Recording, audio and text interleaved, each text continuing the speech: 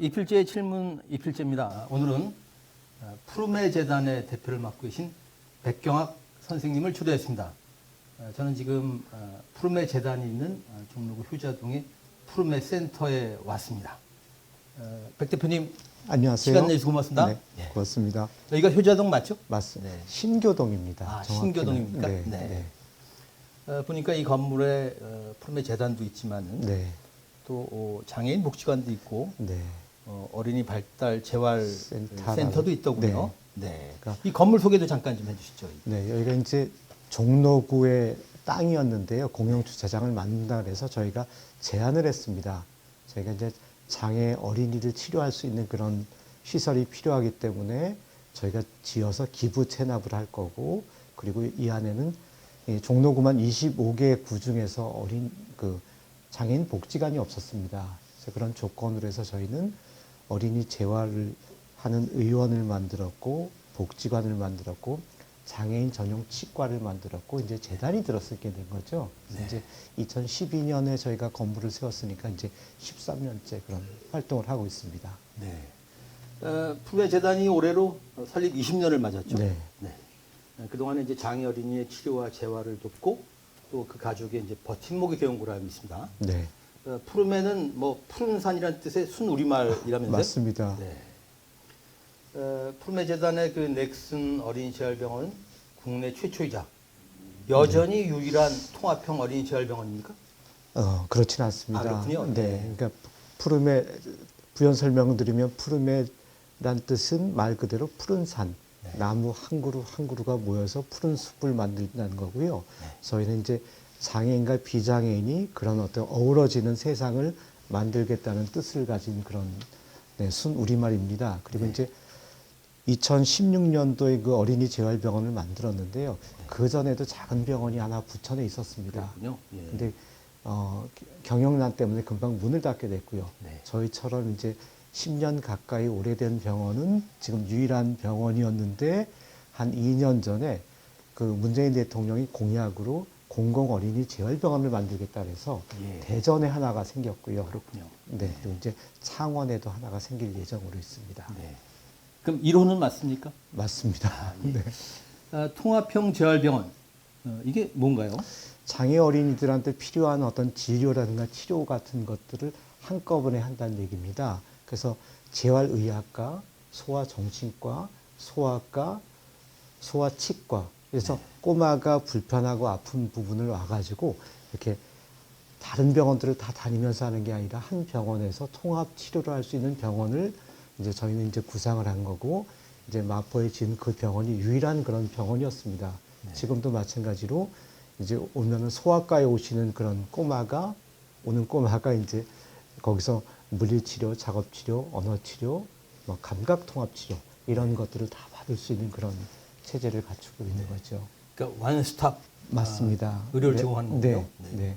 더욱이 뭐 부모들도 와서 뭐 치과 치료도 받고 그런다면서요? 네, 부모님들도 오셔서 이제 쭉 받으실 수 있고요. 그리고 이제 거기가 그냥 치료받는 곳이 아니라 그 부모님들도 상담을 좀 하시고요. 네. 심리적인 좀 치료도 할 수 있고 쉬어갈 수 있는 그런 공간도 있고요. 쉼터도 있고 그래서 어떻게 보면은 좀 우리나라에서는 조금 선진화된 그런 어떤 병원으로 알고 있습니다. 네.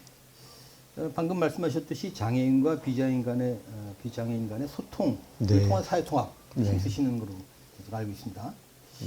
네. 장애인과 비장애인 간의 소통, 이게 사회적으로는 어떤 의미가 있나요? 저희 병원에 가면 1층에 어린이 도서관이 있습니다. 네. 그 도서관에 보면은 병원에서 치료받고 입원한 꼬마들도 오지만 동네 꼬마들이 많이 옵니다. 근데 장애인 그러면은 나하고 다른 친구라고 생각했는데 와서 접하고 대화하고 같이 책을 읽다 보면 조금 다르지 않고 불편하구나라는 걸 자연스럽게 이해할 수 있는 거죠. 그리고 지하 1층에는 스포츠 센터 그래서 수영장하고 요가라든가 체조를 할 수 있는 시설이 있는데요.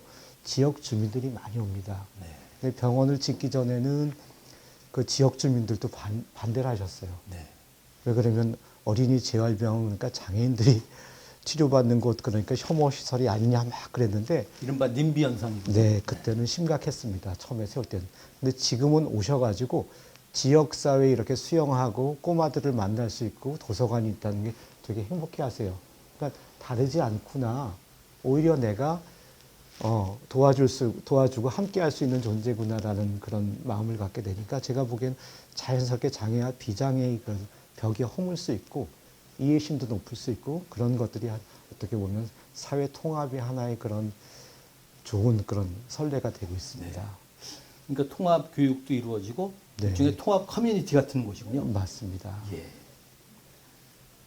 전에 그런 말씀하신 게 있습니다만은 장애인에 대한 대우가 어찌 보면 선진국의 척도다. 네. 뭐 이런 취지 말씀하신 것 네, 같은데. 네. 뭐 부연 설명을 좀 하신다면은. 저희가 이제 저희 가족이 교통사고를 당하고 1999년 말에 이제 귀국을 했는데 그때는 모든 건물에 다 턱이 있었습니다. 네. 턱이 있었을 뿐 아니라 저희 집사람이 다리가 불편해가지고 이제 휠체어를 타는데 지나가는 사람 중에서 이렇게 한번 보고 다시 와서 보는 사람들이 많았어요. 네.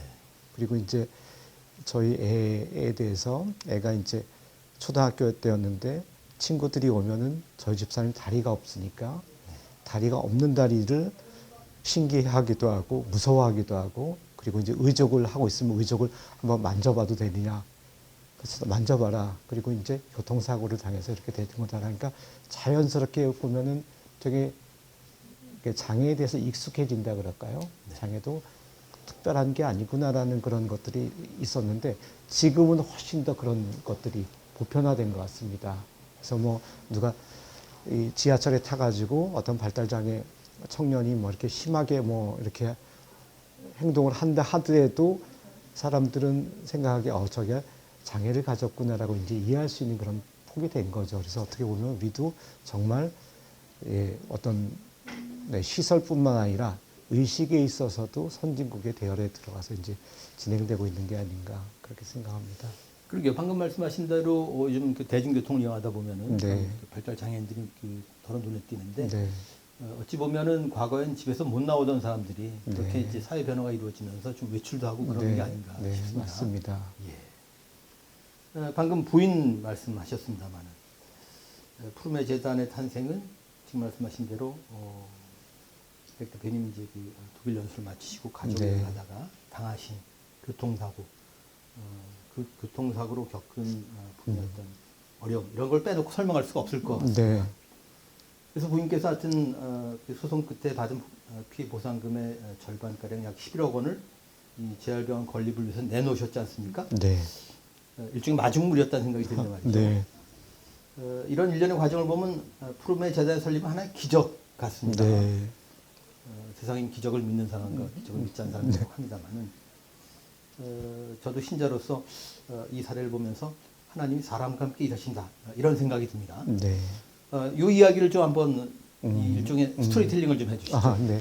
그러니까 저희 집사람은 이제 서울시 직원이었고 저는 기자였는데 둘이 이제 2년 동안 공부를 하자 좀 그래서 이제 독일 뮌헨 대학을 갔다가 돌아오는 길에 귀국에 앞서서 이제 영국 여행을 갔다가 교통사고를 당했습니다. 근데 저희 집사람이 좀 심하게 다쳐가지고 100일 동안 혼 상태였습니다. 근데 그 깨어나는 날 저희 애가 엄마가 이제 눈을 뜨니까 거기서 노래를 불렀습니다. 반짝반짝 작은 별. 그걸 이제 영어로 불렀죠. 영어로 네. 트윙클 트윙클 뭐 리틀 스타 네. 그렇게 부르니까 저희 집사람이 깜짝 놀래가지고 얘가 한국말하고 독일어밖에 못했는데 어떻게 영어를 할 수 있나 그렇게 묻더라고요. 그래서 이제 제가 그런 설명을 해줬죠.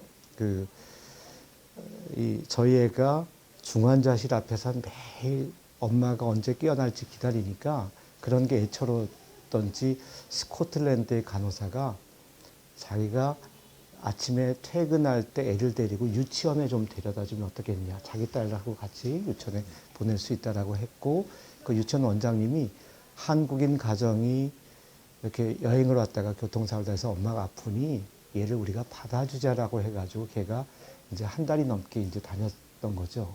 그러니까 영어를 배우고 이제 그런 뭐 잘 지냈는데 그걸 보면서 집사람한테는 큰 그게 감동이었나 봅니다. 왜 이런 병원이 왜 영국에만 있을까? 이렇게 가족처럼 정말 환자나 환자의 가족에 대해서 배려하는 병원이 우리나라도 있어야 될 것 같다는 생각을 하게 됐고요. 그래서 이제 집사람이 이제 혼 상태에서 깨어나서 어느 정도 체력을 되찾게 됐을 때 이제 독일 병원으로 왔습니다. 그때 이제 독일 교민들 그리고 신자들 카톨릭 한인 카톨릭 교회 신자들 뭐 이런 분들이 쭉 오셨는데 그 사람들이 다 저희 집 사람을 보고 막 울었습니다. 그런데 저희 애가 걱정하지 말라고 우리 엄마는 다리가 금방 날 거라고 그랬더니 저희 친구가 맞아요. 이 아줌마 다리는 도마뱀처럼 금방 자랄 거예요. 걱정하지 마세요. 그러니까 어떻게 보면은 이 어른들은 되게 실망하고 그 뭐랄까 그 어려움 속에서 그런 뭐 있었는데 꼬마들은 그런 곳에서도 희망을 볼 수 있다는 거. 근데 이제 다행히 그런 것들이 기적처럼 저희가 이제 병원을 짓고 농장을 짓고 또 장애인들이 올 수 있는 시설을 지으면서 저희 집사람의 다리가 그렇게 재생이 되지 않았나 그렇게 생각합니다. 네. 그러니까 이제 영국 유치원에 다니면서 영어로 배운 네. 그 동요를 반짝반짝 작은 네, 거를 네, 영어로 배웠던 거죠. 맞습니다. 지금 농장 얘기하셨습니다만 그러니까 이제 발달 장애인들이 성인이 되어도 네. 일할 곳이 마땅치 않아서 이제 그런 발상을 하신 거죠. 네, 맞습니다. 저희가 병원을 2016년도에 이렇게 개원을 해서 그때 10대 초반 뭐 꼬마들이 잘 치료받아서 이제 청년이 됐습니다. 네. 근데 여전히 갈 데가 없고요. 집에서 어머니들하고 24시간 지내야 되기 때문에 어떤 생각을 했냐면 정말 일할 의지와 능력이 있는 친구들을 잘 치료받은 친구들이 사회적으로 일할 일자리가 있다 그러면 그 친구는 독립할 수 있습니다. 그러면은 어머니도 어떻게 보면 자식을 부양하고 함께 하는 것에서 노연할 수 있고 또 어떻게 보면 평범한 시민으로 살아갈 수 있는 그런 기반이 되는 거기 때문에 저희는 그런 것들을 준비한 거고 그래서 다행히 지금은 네, 농장에 한 55명의 발달장애인 청년들이 네, 거기서 일하고 있고요. 잘 일하고 있고 그중에 10명 정도는 독립해서 지금 살아가고 있습니다. 네. 그 농장이 그러니까 여주에 있는 푸르메 소셜팜입니까? 맞습니다. 네. 무이숲 카페? 카페도 하십니까? 네, 거기 저희가 이제 한쪽에서는 방울토마토를 키워서 청년들이 이제 그 월급을 받는 그런 것들이고, 근데 장애인만 일하는 곳뿐만 아니라 이런 것들을 와서 비장애인도 함께 보고 즐기고 이렇게 접했으면 좋겠다 해서 큰 카페를 만들었습니다. 네. 그 카페 이름이 무이숲이죠. 네. 무슨 뜻인가요? 무의가 다름이 없다는 겁니다. 네. 그러니까 자연과 인간이 다름이 없고 네. 좀 철학적이죠. 그러게요. 그리고 장애와 비장애가 다름이 없으니까 모두 어울릴 수 있는 그런 곳이다라고 했는데 어떤 의미에서는 차별이 없다 이런 의미를 맞습니다. 가질 수 있겠네요. 네, 네, 모두 동등하고 내 가족 같은 사람이다라는 뜻이죠. 그래서 오시는 분들이 참 좋아하시고요.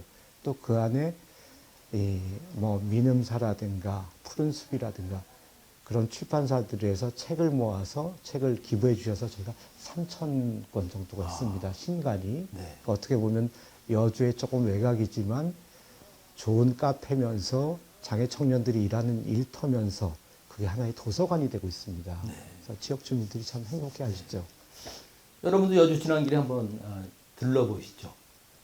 이름을 다시 한번 말씀해 주신 그 푸르메 소셜팜이라는 그런 여주에 있는 농장이고요. 네. 그리고 그 안에 있는 무이숲이라는 카페입니다. 카페죠. 예. 네. 그러니까 병원을 시작을 해서 장애 아들 어린이들의 그 생애 주기에 맞는 네. 뭐 취업 훈련도 시키시고 또 취업할 곳을 마련하신 거군요. 네. 그렇게 이제 지금 고민은 뭐냐면 지금 청년들이 20대, 30대인데 그들이 40대가 됐을 때는 이제 조기 노화라 해서 장애인들은 조금 빨리 노화가 옵니다. 네. 60대나 마찬가지죠. 그러면 60대 후반, 70대가 됐을 때 어떻게 살아갈 수 있는가?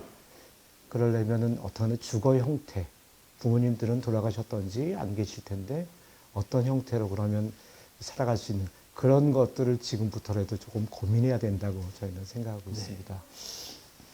아직은 문제의식이고 대안은 아직 마련이 안 된 네네. 상태인가요? 앞으로 이제 20년 동안 준비하자 네. 그러고 있습니다. 그렇군요. 예. 장애의 90%가 후천적 장애이고 네. 만 1살 이전에 생긴다면서요? 네. 우리 사회가 전 사회적으로 이 장애 어린이의 재활에 힘을 쓰는 건 그렇게 볼 때 어떤 의미가 있나요? 일단 어떻게 보면은 잘 치료하고 길을 열어주면 그냥 평범한 시민으로 살아갈 수 있습니다.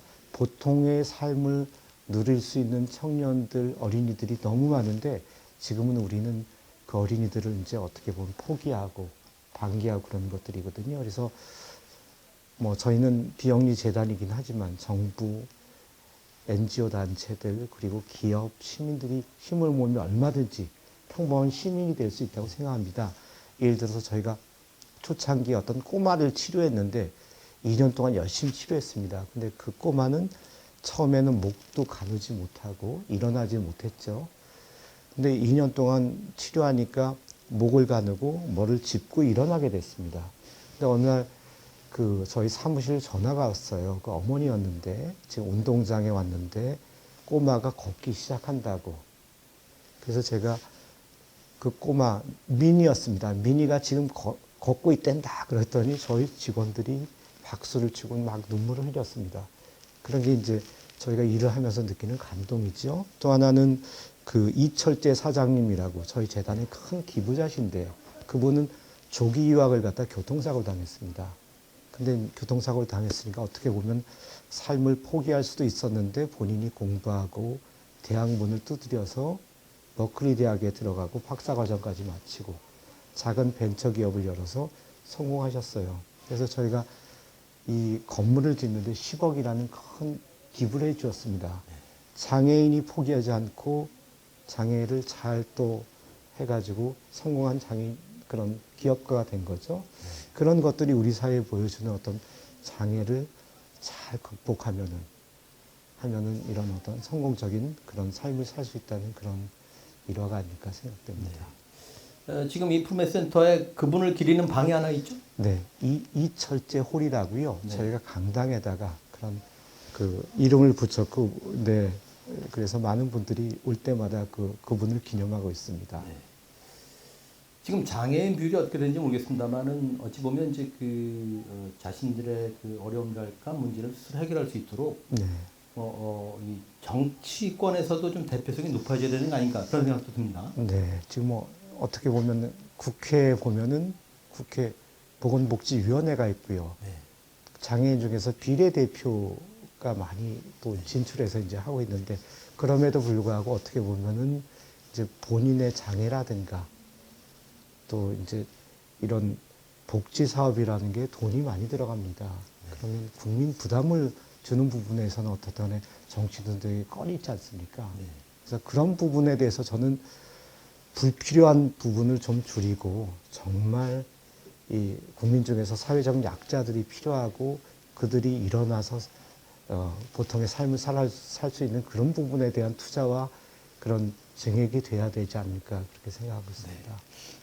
그러니까 지금 국회에서 장애인들의 그러니까 장애인 의원의 포션이 낮은데도 불구하고 최근에 어느 정당 뭐 대변인가가 무슨 과대 대표 있다고 그렇죠. 과대 대표되고 그렇죠. 있다는 그런 얘기를 네. 했지 않습니까? 네. 네. 그렇게 볼 때 우리 사회 어떤 그런 장애인에 대한 인식이랄까 이런 게 조금 아직도 네, 아직도 뭐랄까 혐오한다 그럴까 차별하고 혐오하고 이런 것들이 아직 그런 수준을 넘지 못하고 있는 것 같아서 좀 안타깝습니다. 네. 푸르메제단을 만들어서 그동안 운영해 오시면서 겪은 일들 네. 가운데 네, 가장 기억에 남는 게 뭡니까?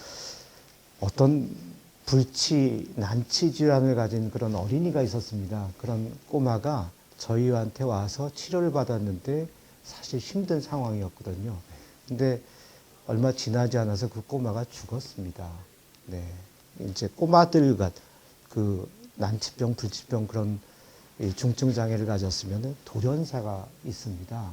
근데 그 아버님이 오셔가지고 그래서 아이고 이제 저희는 너무 어떻게 보면은 그 마음이 아팠는데 그 아버님이 이렇게 꺼내시면서 그 보험을 들어놨는데 피해 보상금이라 그러면서 주시더라고요. 그래서 이게 뭡니까? 라고 했더니 비록 당신의 딸은 죽었지만 수많은 꼬마들이 있을 거다. 그런 꼬마들을 잘 치료해서 그래서 세상을 이렇게 내보내는 그런 역할을 푸름의 재단이 해달라는 게 되게 감동적이었고요. 그리고 이제 박완서 선생님 그 소설가 박완서 선생님 같은 경우에는 이제 저희한테 정기 기부를 적지 않은 하셨지만 연말이 되면 또 기부해 주시고 책을 내게 되면 첫인세도 주시고 근데 어느 날 갑자기 심장마비로 돌아가셨어요. 그랬더니 따님들이 부의금을 다 모아서 또 오셨습니다. 그러니까 그 소리를 듣고 그 얘기를 듣고 또 소설가 신경숙 선생님께서는 당신한테 박완서 선생님 문학의 어머니신데 어머니가 사랑했던 그런 재단을 당신도 돕겠다 해서 해외에서 받은 상금을 또 주시고 이런 것처럼 저는 해피바이러스 좋은 선한 영향력이 계속 우리 사회에 이렇게 퍼져나가는 게 아닌가 그런 영향력 때문에 또 푸르메 재단이 네, 이런 일을 할 수 있고 병원을 줄 수도 있고 이렇다고 생각합니다. 그러니까 장애 90%가 후천적 장애듯이 어찌 보면은 우리가 표현이 좀 그렇습니다만 우리가 언젠간 장애가 생길 수도 있는 네. 어쩌면 예비 장애인 이렇게도 볼 수 있지 않습니까? 네. 네. 최근에 이제 책을 하나 내셨죠? 네. 제가 주신 걸 이제 들고 왔습니다만 세상을 바꾸는 힘? 네. 어떤 책입니까? 이게 푸르메 재단이 이제 설립된 지 20년이 됐는데요. 수많은 기부자들이 계셨죠. 네. 이제 뭐 자원봉사도 해주시고 오셔서 뭐 이렇게 같이 모금도 해주시고 기부도 해주시고 그랬는데 그 중에서 이제 뒤돌아봤습니다. 수많은 시민들, 후원인들 중에서 그래도 큰 기둥이 돼 주신 분들을 이렇게 보니까 아까 말씀드린 김성수 대한성공회 주교님 저희 초대 이사장님이셨습니다. 강지연 변호사님 지금 이사장이시죠. 저기 말씀드린 그 박완서 선생님, 네. 정호승 선생님 네. 그리고 뭐 이화여대 이지선 교수님은 홍보대사시고 예. 이런 분들이 중요한 고비마다 푸르메 재단을 도와주시고 저희가 뭐 넘어지면 일으켜 주시고 그런 고마움들 그리고 그분들이 이제 어떻게 나눔을 실천하고 살아가시는지 그런 얘기들을 좀 묻었습니다. 네. 지금 말씀하신 분 가운데서 이지성 교수님은 본인이 장애인 맞습니다. 화상장애 네, 네. 당하시죠. 그렇죠? 네. 네. 알겠습니다. 이제 좀 화제를 바꿔보겠습니다. 백 대표님은 뭐 CBS 동아일보 중에서 기자 생활을 하셨죠? 네. 네. 그 푸르메 재단 설립을 위해서 신문사를 그만둔 후에 수제 맥주 가게 옥토버 페스트를 차려서 네. 재단 추정금 일부를 마련하신 거로 합니다. 네. 그러고 나서 그 요즘은 이제 수제 맥주가 보편화됐지 않습니까? 네. 혹시 그 맥주 예찬론자십니까? 네, 맥주 좋아하고요. 맥주에 대해서 존경심을 가지고 있습니다. 네. 저희가 이제 대학을 처음 들어갔을 때 하이델베르크라는 그런 맥주집이 있었고 거기에 이렇게 장화 모양으로 맥주가 참 맛있었습니다. 네. 생맥주를 직접 가져와서 했는데 그걸 보면서 이제 맥주에 대해서 일단 호감을 갖게 됐고요. 그리고 이제 누가 이 직장 다니는 선배들이 왔을 때나 맥주를 먹을 수 있었습니다. 그래서 이제 제가 그 한을 풀겠다고 이제 다른 대학도 아니고 뮌헨 대학을 갔습니다. 네. 거기 옥토버 페스트 축제가 열리는 그런 도시니까 가서 이제 제일 먼저 한 게 그런 맥주를 생산하는 큰 공장들, 오래된 수도원들 그런 얘기들을 듣고 가서 맥주를 시음하고 하면서 근데 왜 맥주를 제가 좋아할까 생각했더니 맥주는 평등한 술입니다. 서민들이 좋아합니다. 특히 여성들이 좋아하고요. 그래서 와인이나 뭐 다른 술들은 오랜 기간 숙성을 하고 가격도 비싸지만 맥주는 그냥 들판에서 자란 보리와 밀을 수확해서 짧은 기간 동안에 숙성해서 마시는 거거든요. 그런 부분이 있었고요. 그래서 하나 둘 보니까 그런 역사 속에 녹아있는 그런 맥주에 대한 의미를 알게 됐고 그래서 제가 유럽 맥주 여행이라는 그런 책을 글 항아리에서 써봤습니다. 네. 그랬더니 많은 분들이 그 책을 보시고 맥주에 대해서 애호가가 되셨다 그러더라고요. 그래서 맥주나 하여튼간에 네, 맥주가 되게 영감을 주는 그런 걸로 생각하고 있습니다. 뭐 독일 연수 시절에 독일에 유학 중인 한국인 신부님 수녀님들과 맥주집에서 자주 어울렸다면서요? 네, 이제 뮌헨 대학이라는 곳이 이제 신부님, 수녀님 그리고 목사님, 진보적인 분들이 많으셨어요. 네. 철학이라든가 종교와 신학을 공부하러 오셨는데 그분들의 삶이라게 제가 보니까 되게 검소하시더라고요. 기숙사에 가보니 책 몇 권, 노트북 하나, 옷가지 몇 가지. 근데 이게 외로우시겠죠? 네. 그렇죠? 너무 외롭고 힘들고 한데 위안을 줄 수 있는 게 맥주라 그러시더라고요. 사람을 만나서 한국 사람을 만나서 얘기하고 그 하나의 그 얘기할 수 있는 그 뭐랄까 매개체가 맥주고 그러면서 이제 조국을 생각할 수 있고 그래서 맥주를 네 많이 마셨습니다. 그리고 맥주값이 싸니까 제가 이제 뭐 네, 월급도 조금 받았고 그리고 이제 장학금을 받으니까 네 주로 맥주는 제가 샀죠. 네. 그분들이 지금도 한국에서 만나면은 그때 참 고마웠다 그런 말씀하세요. 네. 언론계를 떠나셨지만 나름의 그 생각이 있으실 듯 싶어서 이 밖에서 보시는 언론 어떻습니까? 어떤 걱정이 드시나요? 지금 보니까 이 사회적으로 너무 갈등이 많습니다. 근데 갈등을 이렇게 풀어가는 과정을 보면은 어떤 진실이나 사실을 보도해서 그런 것들을 선별하고 판단하고 한 부분이 아니라 제가 보기에는 개인적인 어떤 호불호와 개인적인 성향 그리고 이런 것들이 너무 많이 개입이 됐고요. 또 하나는 조금 훈련되지 않은 너무 거친 용어들, 정제되지 않은 단어들 이런 것들이 많기 때문에 오히려 갈등을 부추기는 그런 것들이 있는 것 같습니다. 그래서 이 사실 언론이라 그러면 일제시대부터 지사적인 그런 사명감 같은 것들이 사실 필요한 것들인데 좀 안타까울 때가 있고요. 네, 뭐 언론을 종사하는 분들이 좀 고민이 좀 더 깊어야 되지 않을까 생각됩니다. 네. 백 대표님한테 가장 영향을 많이 끼친 인물은 누굽니까? 네, 김성수 주교님을 이제 모시고 활동을 하면서 많이 느끼게 됐죠. 네. 이제 김성수 주교님 제가 이제 가끔 우리 마을에 강화도의 우리 마을에 찾아뵀는데요. 어느 날은 아주 낡은 자켓을 입으셨어요. 근데 우리나라 옷이 아니라 좀 특이한 옷이더라고요. 그래서 주교님 이게 뭡니까 했더니 당신의 장인어른께서 60년 전에 당신한테 선물한 옷이래요. 네. 근데 장인어른도 오랫동안 입으셨고 이제 주셨어요. 근데 다 소매가 낡았습니다.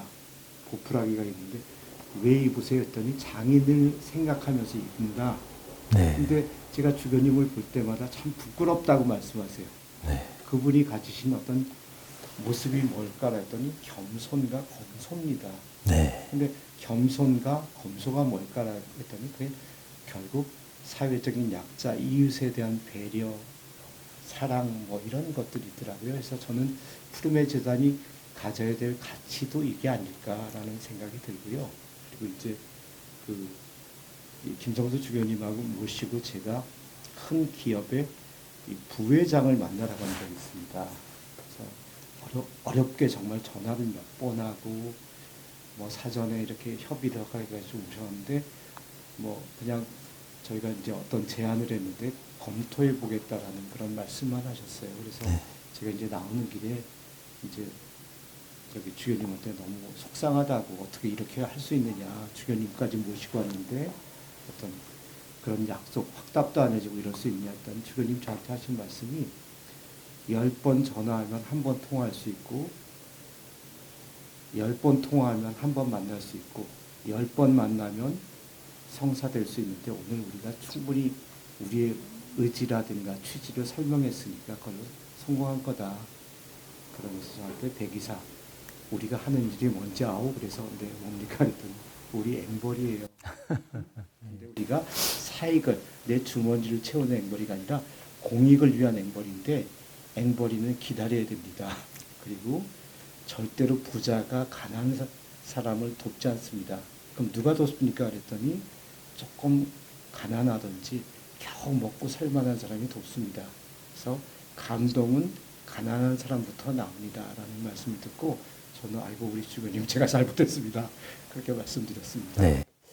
그 말씀 들으면서 제가 떠오르는 게 제가 이제 기자 지망생들을 대상으로 강의를 하는데 저는 이제 인터뷰 기법에 대해서 가르칩니다. 근데 아시는 대로 뭐 인터뷰 섭외가 좀 쉽지 않지 않습니까? 그런 이제 속담이 있습니다만 10번 찍어 안 넘어간 나무가 없다 그러는데 사실은 나무는 한 9번 찍으면 말이죠. 한 번 더 찍었을 때 넘어갈지 안 넘어갈지 알 수 있습니다. 보이니까요. 사람 마음은 보이지 않지 않습니까? 어찌 보면 그 섭외 요청을 하면서 한 9번쯤 찍고도 한 번만 더 찍으면 넘어갈 수도 있는데 마음은 안 보이니까 포기할 때가 있거든요. 근데 지금 그 말씀 들으면서 그 생각이 문득 떠올랐습니다. 이 모든 사람들이 이렇게 한번 음미해 볼 법한 그 좋은 말씀 같습니다. 네. 동시대를 살아가는 동료 시민들에게 어떤 이야기를 하시고 싶습니까? 네. 어떻게 보면은 우리 사회 저는 기자 생활을 할 때는요, 우리 사회가 참 어둡고 실망스럽고 이렇게 신문을 펼쳐보면 참 그런 험악한 그런 얘기들이 많지 않습니까? 근데 이면에 보니까 제가 푸르메 재단 일을 하면서 보니까 남을 돕겠다는 분들이 그렇게 많으세요. 저한테도 자원봉사하고 싶다, 어떻게 하면 기금을 내고 싶다, 이런 분들이 많아서 우리 사회가 정말 어둡고 힘들고 하지만은 또 이면에는 내 것을 나누려고 하는 분들이 참 많구나. 그런 분들이 우리 사회를 지탱하고 만들어간다는 생각이 듭니다. 그래서 전혀 실망할 수는 없고요. 얼마 전에는 또 김장하 선생의 얘기가 우리 사회에 얼마나 감동을 줬습니까? 그렇죠? 그런 분들이 참 많으세요. 제가 이제 쓴 책에도 20명의 어떤 세상을 바꾸는 힘이 되시는 분들처럼 그런 분들이 많다는 확신을 하게 되니까 제가 더 열심히 살아갈 수 있는 건 힘이 될 것 같습니다. 뭐 김장하 선생 얘기를 하시니까 김장하 장학생 중에 이제 문형배 전 헌재 소장 대행 있지 않습니까? 그랬다면서요. 뭐 신세를 졌고 은혜를 입었으니까 그런 고마운 마음이 있고 갚고 싶었는데 사회가 갚아라 그랬다면서요? 그분이 이제 저희가 사법시험 합격하고 이제 인사를 드려왔더니 너무 감사합니다 했더니 이것은 내 것을 준 게 아니라 사회 것을 준 거니까 너도 앞으로 사회에 대해서 갚아라 그런 말씀을 하셨다는 게 되게 감동적이었습니다. 네. 이제 그 백 대표님도 이제 시니어의 반열에 이제 그 들어서시는데 뭐랄까 그 동년배랄까 은퇴를 앞둔 시니어 혹은 은퇴 생활한 시니어들한테 이런 뭐 봉사랄지 뭐 기부랄지 나눔 이런 것의 의미 가치에 대해서 좀 나한테 설명을 좀 하신다면. 네. 일단 뭐 특별하게 누구를 위해서 무슨 봉사활동을 하고 무슨 뭐 기부를 하고 이런 건 아닌 것 같고요. 제가 보니까 제가 행복해지기 위해서 하는 것 같습니다. 제가 아는 분 중에 저희 재단에 큰 기부를 해주신 분이 계세요. 여사님이 계신데 얼마 전에 이제 제 고등학교 선배가 전화가 왔더라고요. 혹시 그 어머니가 누군데 아느냐 그래서 안다고. 그 어머니가 저희 재단의 큰 후원자시라고 했더니 그분의 아들이 자기의 부하 직원이었대요. 그런데 둘이 이제 요즘에 일주일에 2번씩 서울역에 있는 그런 배식봉사 나간다 그럽니다. 그래서 하는 얘기가 뭐냐면 그 아들을 보면 어머니가 보이고 어머니를 보면 아들을 보이듯이 근데 그 아들을 보면서 행복하게 그렇게 자기도 배식봉사를 할 수 있다. 그런 얘기를 하면서 보면은 누구를 위해서 꼭 하는 것보다도 하여튼간에 스스로를 위해서 행복해지기 위해서 이렇게 나누는 것들 그리고 그걸 통해서 또 감동을 받고 하는 것들이 저는 행복에 이르는 길이라고 생각합니다. 그렇게 보면 행복 바이러스 맞네요. 네. 푸르메 재단 운영과 관련해서 관계 당국에 하고 싶은 이야기도 좀 있으실 것 같다는 생각이 들어서요. 몇 년 전에 제가 캘리포니아 주에 복지국장을 만나겠다고 이제 인터뷰를 신청하고 간 적이 있습니다. 그래서 이제 만나가지고 저는 궁금했던 게 그런 장애인들을 위한 치료하는 재활병원은 어떻게 재원이 되고 어떻게 운영되는지 그리고 거기에 이제 장애인 작업장들 그리고 이제 그룹홈 같은 거 그러니까 장애인이 일하고 치료받고 살아가는 모습에 대해서 어떻게 정부에선 지원하고 어떤 역할을 하고 하는지 물어본 인터뷰를 하다가 깜짝 놀란 게 뭐냐면 이 사람이 정부 당국자가 아니라 NGO 사람이었습니다. 그래서 제가 깜짝 놀라서 아니 어떻게 당신이 국장이고 수천억 원의 그 예산을 집행하고 하냐 했더니 왜 우리가 못하느냐? 우리가 정부 공무원보다 훨씬 전문성 있고 투명하게 하고 있고 경험도 많고 해서 정부에서 우리한테 위탁을 해서 우리가 운영한 거다. 그래서 제가 그럼 당신들이 잘못 집행을 하든지 부패했을 때는 어떻게 되냐 했더니 자기네들을 감시하기 위한 2개의 NGO가 또 있대요. 그걸 보면서 저는 어떻게 보면 정부와 시민들, NGO가 뭐 시민과 기업과 NGO와 정부가 이렇게 삼각체제를 해서 서로 견제하고 그러면서 균형하고 이런 지원하고 하는 거거든요. 근데 우리는 일방적으로 정부에서 관이죠. 관이 군림하고 그 밑에서는 민이 있는 것처럼 돼서 어떻게 보면 그런 구조를 바꾸지 않는 한 이 복지라는 거, 문화라는 거 이런 것들은 일정한 그 수준을 넘지 못하는 그런 게 되지 않을까라는 생각이 들어서요. 작은 부분부터 믿고 맡기고 또 잘못됐을 때 엄격하게 또 처벌하고 이런 그런 사회 체제가 됐으면 어떨까 하는 네. 생각입니다. 그러게요. 백 대표님이 이 복지부 장관으로 입각하신다면 적어도 장애인 정책만큼은 확실하게 제대로 펴시지 않겠습니까? 네. 잘할 수도 있을 것 같아요. 더 잘하는 분들이 너무 많으셔서 네, 그럴 것 같습니다. 예. 책에 그런 얘기를 쓰셨던데 말이죠. 장애인이 행복하면 모두가 행복하다. 네. 짐작합니다만 무슨 뜻입니까? 예를 들어서 이 장애인 가족들이 장애인 한 사람만 행복한 게 아니거든요. 만약에 일자리를 잃고 자기가 일을 통해 가지고 행복감을 느낀다면 그 부모님들, 외가댁, 친가댁, 사촌들이 다 행복합니다. 그래서 제가 보기엔 이 행복이라는 게 필수 조건이 장애인이 행복하면 일반인들, 그러니까 비장애인들은 훨씬 더 많은 만족감과 행복감을 느낄 수 있어서 그런 사회가 되면은 전 좋겠다고 생각합니다. 네. 뭐 단적으로 지하철 역사에 엘리베이터 있지 않습니까? 네. 물론 장애인을 위해서 만들었습니다만 네, 뭐 시니어뿐만 아니라 많은 사람들이 이용하지 않습니까? 그렇습니다. 네. 네, 그게 복지죠. 그러면 거기에 애들 가진 애들 유모차를 끄는 부모님이라든가 노인이라든가 아니면 뭐 부상당한 분이라든가 이런 분들이 장애인을 위해서 만든 걸 다 같이 누릴 수 있는 거거든요. 그게 이제 어떻게 보면 보편적인 복지라고 생각하는 거고요. 그런 보편적인 복지가 선진국에 대한 어떤 척도가 아닐까 그렇게 생각합니다. 네. 마지막 질문입니다. 네. 어떤 사람으로 기억되길 바라십니까? 글쎄 이 재단 일을 하다 보니까요. 이 10년이 되니까 이제 조금 길이 보였어요. 20년이 되니까 저희가 이제 푸르메 재단이 20년 됐습니다. 그랬더니 장애인을 돕고 함께하고 일자리를 만드는 그런 전문 재단이라는 이제 평가를 받고 있고 30년이 되면 정말 그 분야에서 뭔가를 남길 수 있을 것 같습니다. 그래서 저는 그냥 푸르메 재단이라는 게 수많은 사람들이 거쳐갔지만 그래도 한국 사회에서 장애인에 대해서 그래도 하나의 디딤돌을 만든 그런 곳이었다라고 기억되면 되게 행복할 것 같습니다. 네. 이 필지의 침은 오늘은 푸르메 재단의 백경학 대표님을 만났습니다. 고맙습니다.